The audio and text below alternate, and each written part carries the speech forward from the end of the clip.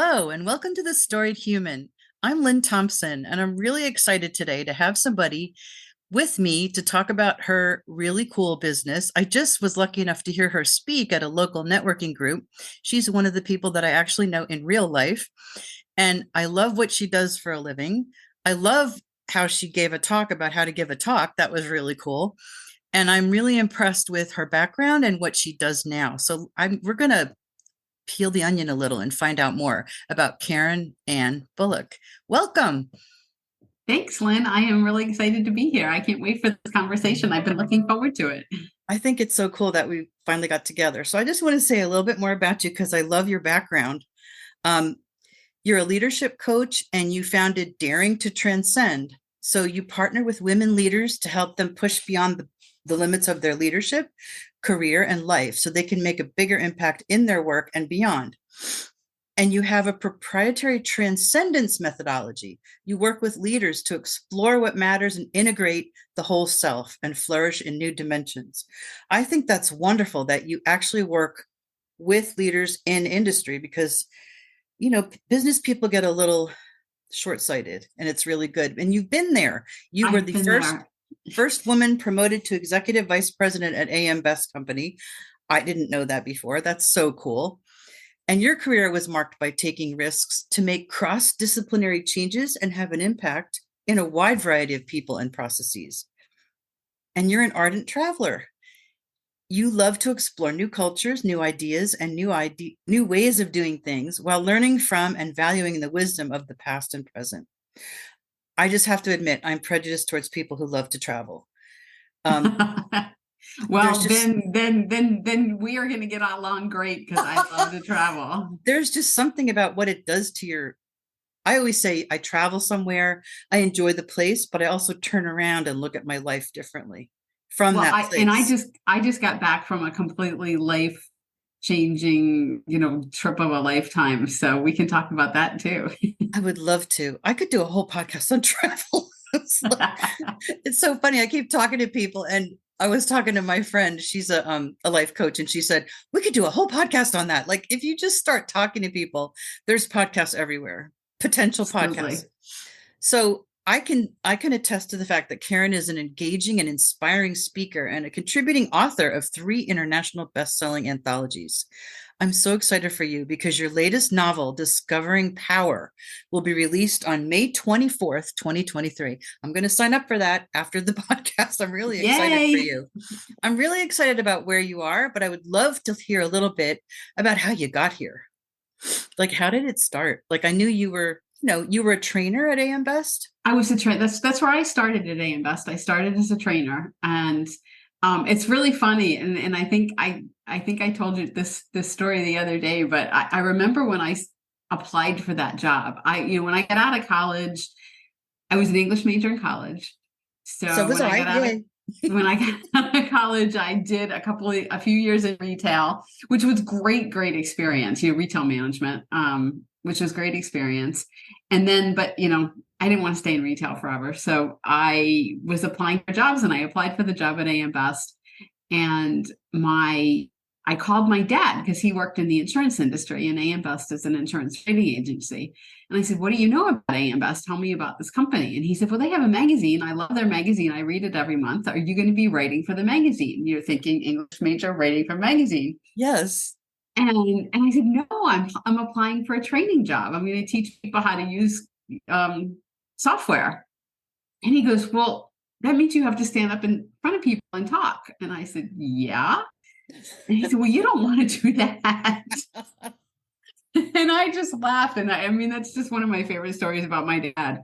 But I did obviously get the job at AM Best. I loved being a trainer. I think being a teacher is one of my passions, although I've never formally done that. But I've obviously taught people in a lot of situations, and I'm doing that now in what I'm doing.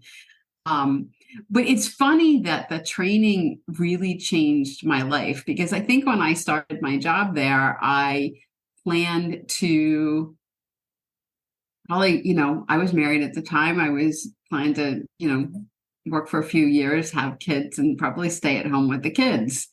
And it was really seeing the impact that I could make by training, by what I was doing at work, that made me think, well, maybe I don't want to. Not that I didn't want to have kids, although I never did have kids, but maybe I don't want to quit working, though. Maybe I want to use more of these skills that I'm learning and this passion that I have for training and teaching, and do something more with it than just staying at home with kids, which is not by any way, shape, or form saying that it's bad to stay home with kids. I really admire women that do that and men that do that, because that's a tough job. But for me personally, my success as a trainer changed the way I thought about myself and basically changed the whole trajectory of my life. That's so cool. And I have to tell you, having just witnessed a live training by you, and also I do training and I'm a tech writer, so I really am pretty critical when somebody stands up to give a talk. You were so you could just tell that you have a great background. You were so focused. You were so organized. I got so much out of it. There's just a real difference when somebody prepares in that way.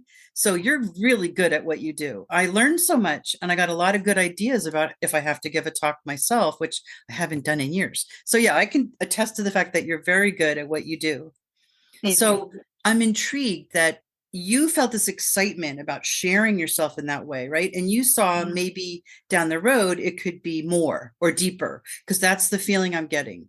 Well, it's funny because I think at first I thought it was going to be more and bigger at AM Best, at the company, which it was, right? I stayed there for a long time, and I did move up, through the ranks. When I left, I was an executive vice president. So, I climbed to the corporate ladder. That's impressive. That is not easy to do. No, I climbed the corporate ladder, and I was really enjoying that. And I enjoyed working in different departments and getting to know, to your point, different people, learning about what different groups did, helping them maybe improve what they did, and those kinds of things.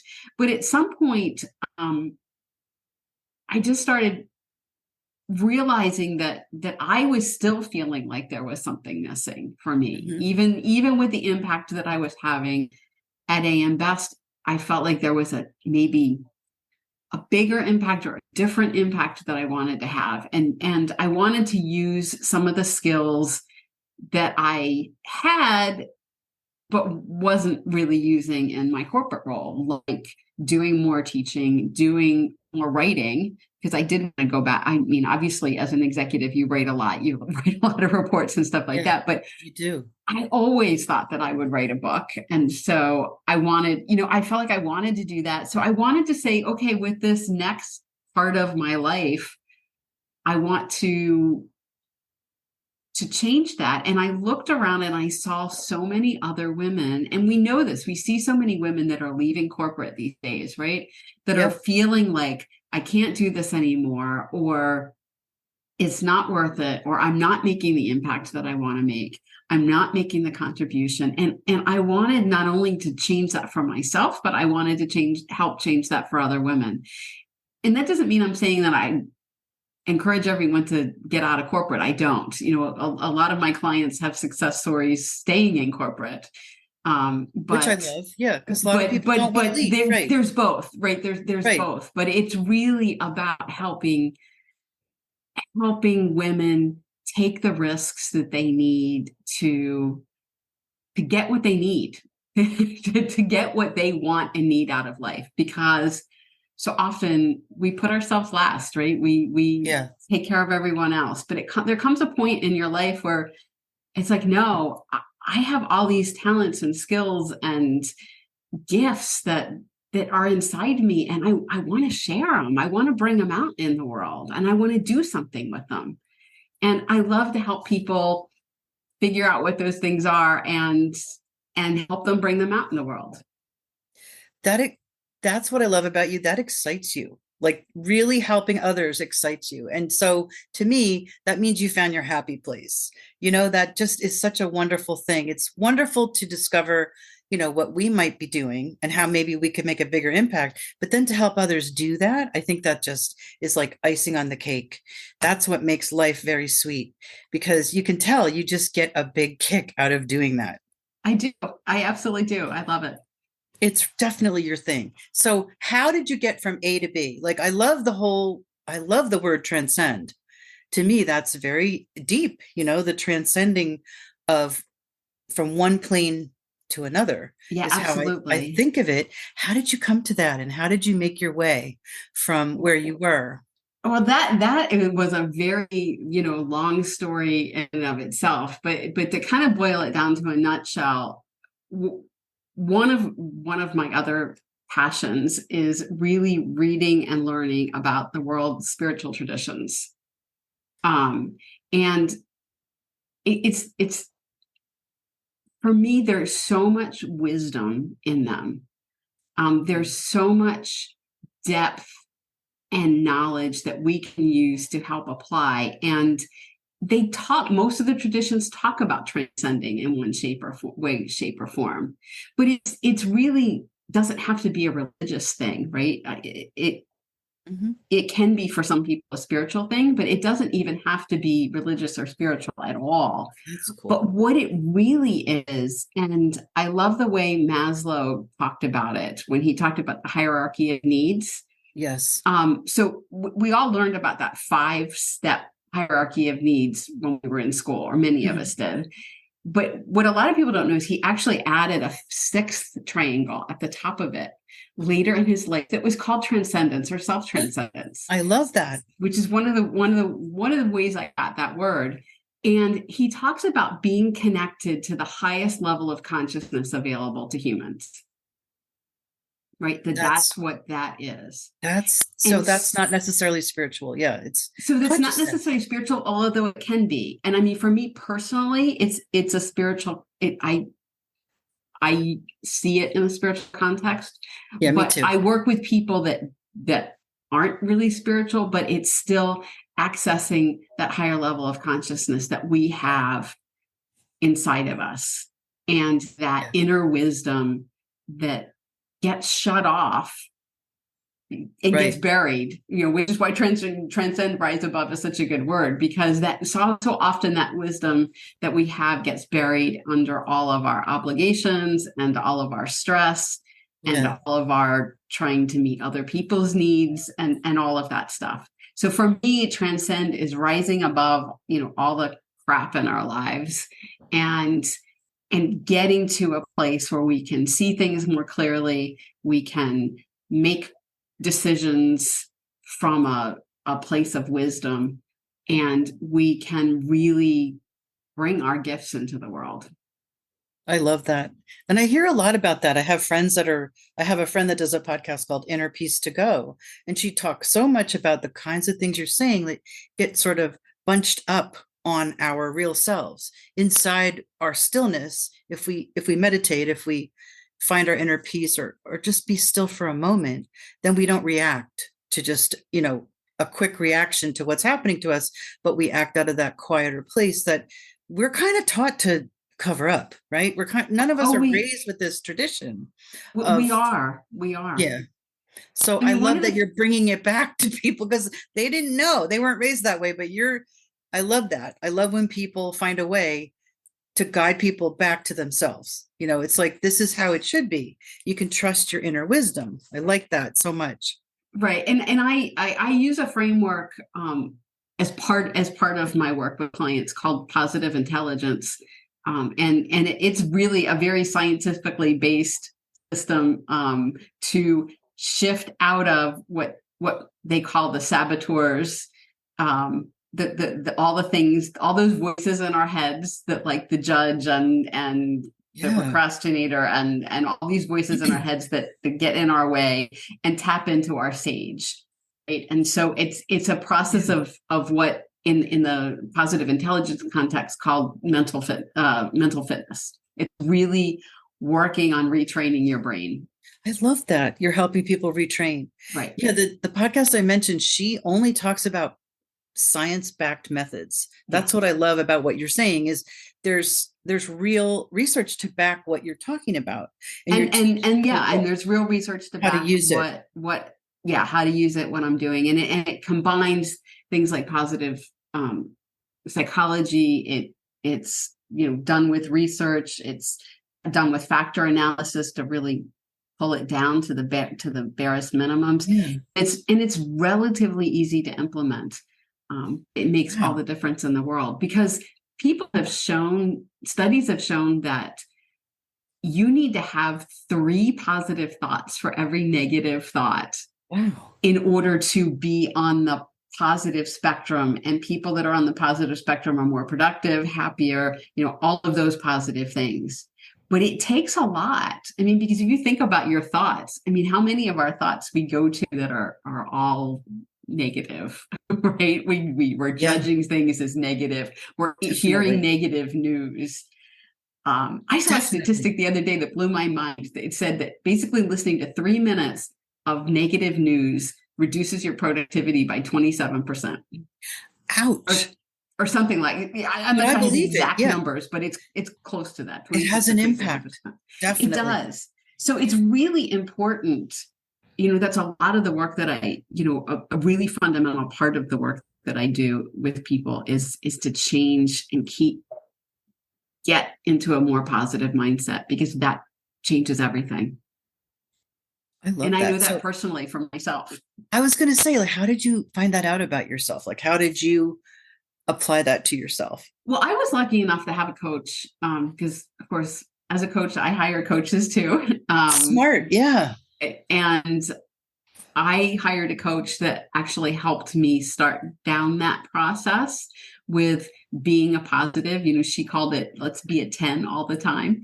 And I loved her process and what she did, but then I discovered positive intelligence, which to your point is very scientifically backed and is very, I love the context of it. So, I'm in that process, I'm training as a positive intelligence coach so that I can officially incorporate all that into my practice for my clients. Because I would imagine it's system. It's easier to sell that. I think it's easier for people to get that if they're in business and they're very serious and they don't do woo woo.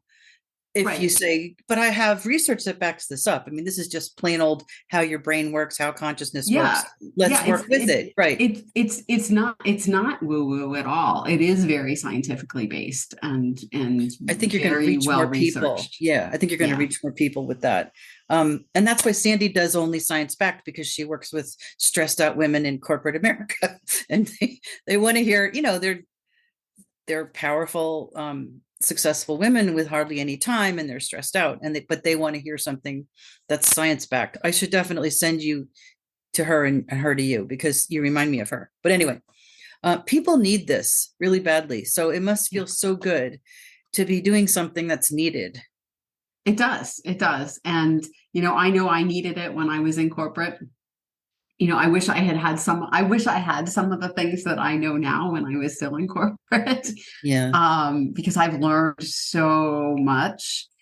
This journey from, working in corporate to having my own business and what that's going to look like and who I'm serving and all of that big journey is such a journey of self-growth too, self-discovery. And I love that. I love that about it too, because I can grow, and the more I grow, the more I can help other people too.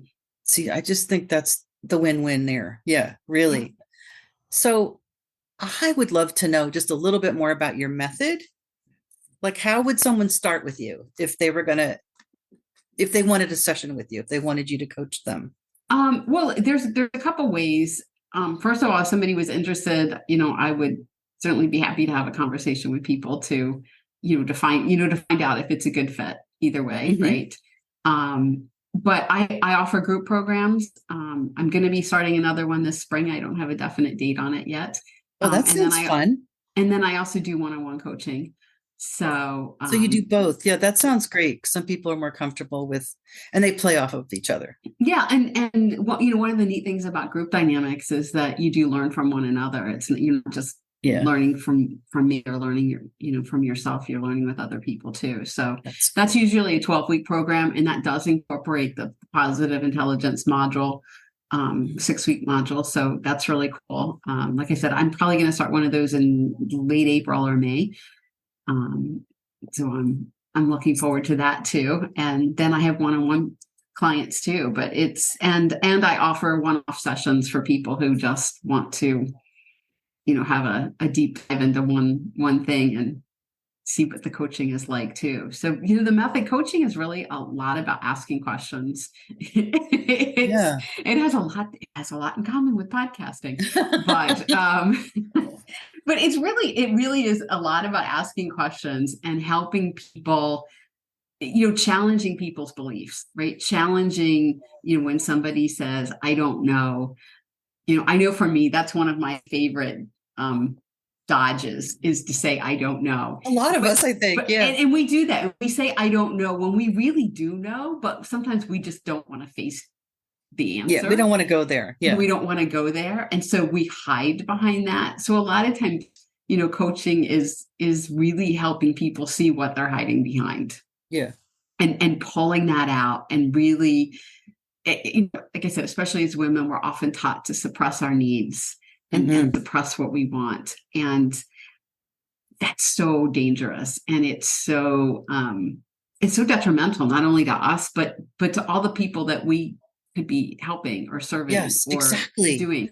Hiding So your gifts doesn't help anybody. it Right. doesn't help anybody, but so often we're taught to do that. So, one of the things that I do is ask questions and help people uncover what really matters to them, what's Yeah. really Yeah. important. At the end of the day, what do you value most in your life? And are you living that value? Are you living those values? And if you're not, why not? And how can you get into alignment? You help them connect the dots. These are Yeah. things that some of us just get so busy with our lives, we never think about those things. Right. And it's really good. You not only ask questions, but you listen well. I can tell, like you're listening probably better than most people listen to them. So it's a great chance to really connect those dots. Yeah, and that was a big part of my coach training, is learning how to listen. Not everybody And listens. they don't listen. So there's basically three core parts of my process. One is that clarity, getting clarity on what's important. And the other is looking at your beliefs and your conditioning. What do you believe about yourself, and is it really true? Because a lot of stuff we believe about ourselves isn't really true. I love that. And I then say that with the stories. I say that all the time. I say, you might be telling yourself stories that come from a long time ago that someone told you when you were young that no longer serve you. It's good to look at those. I think it's important to look at stories you believe about yourself, but also, like you said, paying attention to your thoughts. That's like revolutionary. Yeah.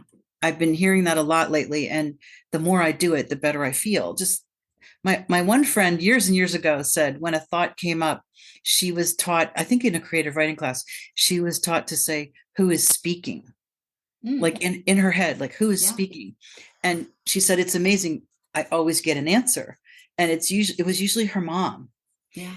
And it's fine if her mom is speaking, but it's not her thought. It's so cool to unravel that. Absolutely. So and that's one of the things one of the things that the positive intelligence practices help you too, is identify your thoughts and where they're coming from. And the third pillar of my methodology is trust. Learning how to trust yourself and learning how to trust in the unknown. Ooh, that's hard. And that is really hard. But that's where possibilities are. Oh, I like that. Yeah. Like that saying, they say boats float just fine in a harbor, but that's not what they're made for. Right. They're made to be sailed out on those wild seas. And sometimes I think as women, we play it safe. Very much so. Yeah. And maybe that's okay for a little while, but I think maybe it gets suffocating, as you I, get older and you want to try things, but you're playing it safe all the time. yeah, and I think many women get to a point in their lives and they're like, no, I have more to give. I Yeah. have more, I want to make a bigger impact. And when people get to that point, Yeah. that's when I You're love to there. work with them. Yeah, that's when I love to work with them. I think your work is great. I love the whole idea of helping people find out what their more is. They have more Yeah. in there. Um, and I'm really intrigued by your book. I love the title. Tell me more about it because I'm dying to read it now. So, Discovering Power is about a female executive, an IT executive, which is where I spent most of my career. But she is not me, although she does draw on some of my experiences and experiences of my friends and my husband and other people. It's so one of the reasons I wrote my book in fiction. It's about leadership, but I wrote it in fiction because I wanted to be able to tell a lot of different stories, not just my stories. And I wanted to be able to put them together in a way that was really interesting and fun. So what happens with Cheryl is there's some new board members at her company, and they're doing cost cutting, and there's layoffs, and she doesn't like the way they're handled, and she's upset, her staff is upset, and she is trying to walk that fine line, which a lot of us do in management, where she's in management. She doesn't necessarily agree with how the people above her are handling things, but at the same time, she's got to represent those people, represent those policies to her staff. And she's very concerned about her staff, and she wants to help them. And so the book is really about how she juggles that imbalance of not being aligned, her company not being aligned with her values, her concern for her employees, her trying to figure out where she can make an impact and how she can make an impact, how she can make a difference in people's lives. And, the journey she goes on about that. So That's really great. I think it's also super applicable to today. it really So is. many of those things. I mean, I've lived them, getting laid off, and I was laid off, and the person I was working for, I had worked for 25 years before, and he couldn't tell me, and it was so uncomfortable. But then we were such good friends, and he's friends with my husband, that he did tell me like a little bit before. Okay. So I knew the day, and nobody else really knew.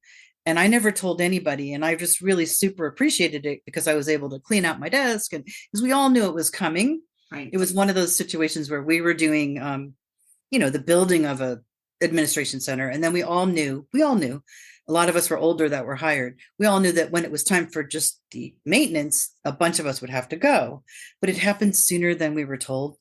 And he was told something different too. Like we had some partners, we had a company that had 25% stake, and they were dictating when it should happen, and nobody could say. So I just really relate to what your book is about, because it's such a complicated position to be in. It's a very complicated position, and it's complicated. And one of the things that, I do, explore in the book through the different characters is how complicated it is. Yeah. It's not always straightforward just to blame somebody else. Yeah. And and it's also partly as Cheryl, who's the name of the character, as she explores things and make decisions, then there's also how other people in her life react to that, because we all know, when we make changes, when we do things, the people in our lives react, and not only just the people in our work life, but the people in our personal life too. So it gets a little bit into how some of that stuff impacts her personal life. And there's ripples. Yeah. And it's the first book in a trilogy. So it's just the first book. The second book is coming out in September. At the end of September. And that's mostly done. And that goes so great. That goes a little bit further in exploring the impact of her work on her personal life. And I won't give away secrets, but it's really fun too. So I'm very excited about that. And the third one I haven't written yet, but I kind of know where I have some. I kind of know, because I'm not one of those writers that writes, has an outline and follows the outline and knows exactly what's going to happen. I'm almost as surprised by what happens in the book as the That's reader. excellent. No, I think that's the way to go. Your characters Because, tell you. yes, yeah. My characters, like, I'll wake up and I'll say, wait a minute. Cheryl wants to do that? Like, really? Really? Are you sure that's what you want to do? She said yes. And she said yes. It's like, okay, let's see where this goes. I think that's a cool energy to put into the books. Now, how did you get your idea? Because it's a great idea. It's very full. Well, when I left my corporate job, my goal was to write a book, and I started writing a book that was nonfiction, and writing a book about leadership. And it wasn't going well. I was really struggling with it. And one day I actually was out for a walk. I went out, just to take a walk, get some exercise, get some fresh air. I was listening to music, kind of bebopping along, enjoying it was a beautiful day. And all of a sudden, the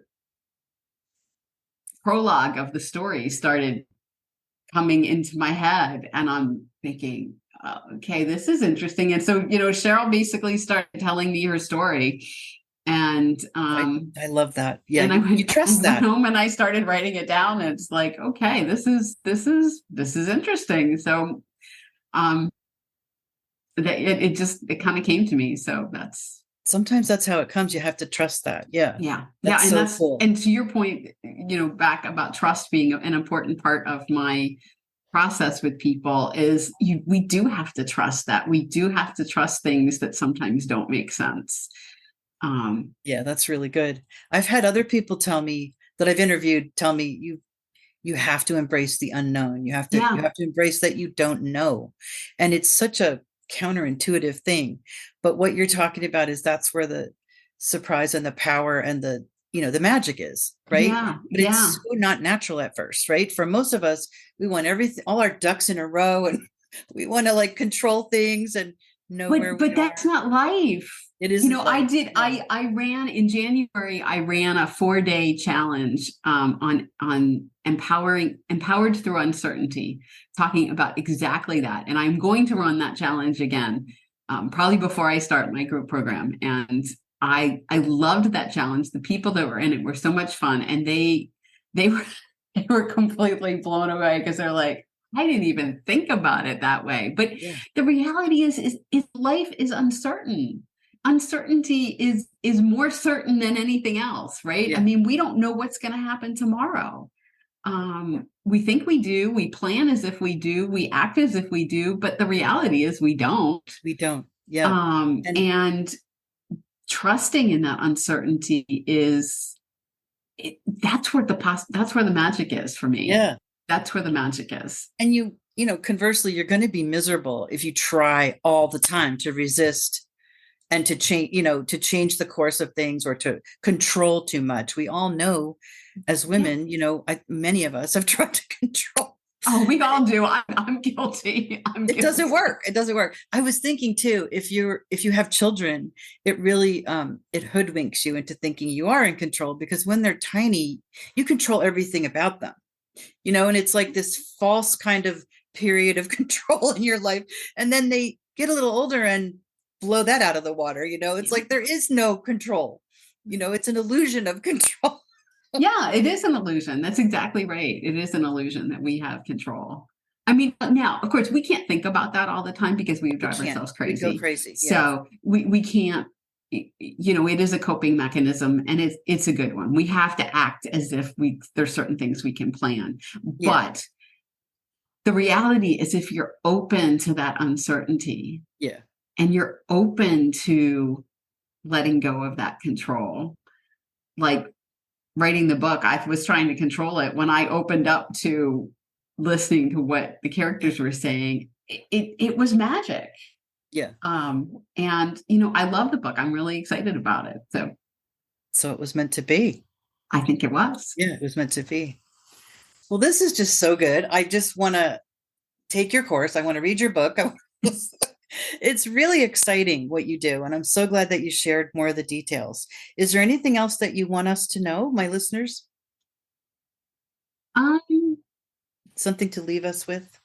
well, if you want to sign up for the book launch, I'm probably going to be doing some events around the book launch. I'm not sure exactly what those are going to look like right now, but I'm putting them together. So Okay. if you want to sign up for that, you can go to the series is called Ascending Ladders. It's the Ascending Ladders series. So if you go Okay. to ascendingladders.com, that'll take you to my author page on my website where there's a form you can sign up to get on the wait list for the book, get the first, the email the day it goes on sale, and Good. also updates about what other activities that are going on about the book. I'll Plus, add that to the show notes. I'll make sure I yeah, put that with your other contacts. yeah, Good. yeah. And I also have a weekly newsletter. If you sign up, well, it's mostly weekly, Okay. except You when got I'm a on lot going on vacation. there. And so when you sign up for the book launch, you'll get the newsletter too. And that's just really a newsletter. I try to make it thought provoking about ways to look at leadership and life from different perspectives. Sounds great. Thank you for sharing yourself. I just really enjoyed knowing more about you and hearing about what you do. And I'm so excited for you with the book and everything you do. It's very uplifting to talk to you. Well, thank you. It's been really fun talking to you. I've enjoyed getting to know you a little better today too. And Yeah. I appreciate you making the time, and I know people will love hearing this, and I know they'll get a lot out of it. So um, thank you again.